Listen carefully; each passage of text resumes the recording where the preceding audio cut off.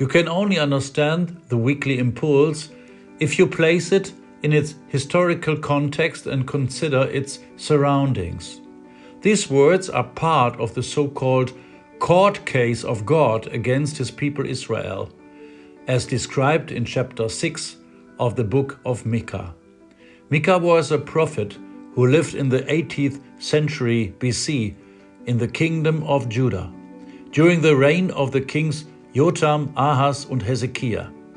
His book contains both warnings of divine judgment and promises of salvation. Micah especially criticized the injustice, corruption, and abuse of power by the political and religious leaders of his people. These social ills led Micah to announce the impending judgment of God. Against this background, the people are now asking what they must do to remain God's favor.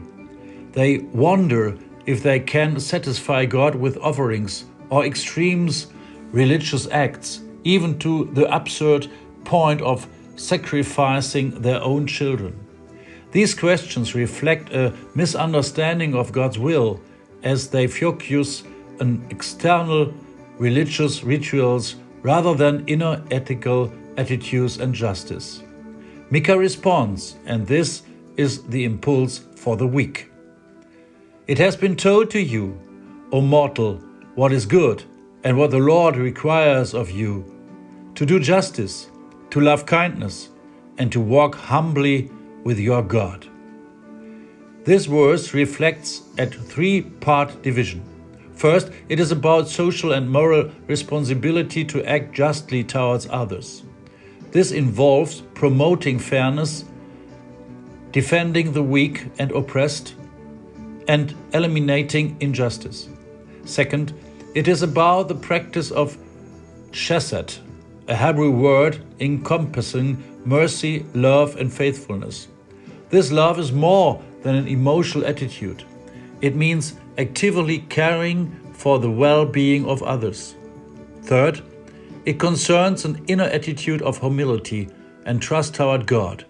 It is a call not to be proud or self-righteous, but to live life in light of God's will. Essentially, there is no need for further explanation. The salvation of the people of Israel depends on whether they act in this way and thus escape God's judgment. This decisive ethical stance toward others remains unchanged to this day.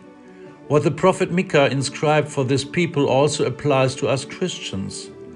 If you look at the people of Israel today or at our own nation, you will find that we are likely far from this, and the words of the prophet from nearly 3,000 years ago still apply to us.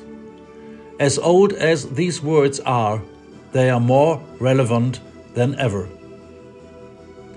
Lord of all times, your requirement for how we are to conduct ourselves in life has not changed.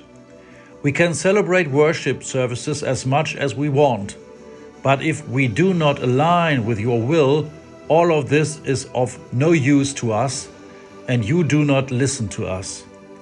Therefore, we ask you to teach us anew to keep your word, to practice love, and to walk humbly before you.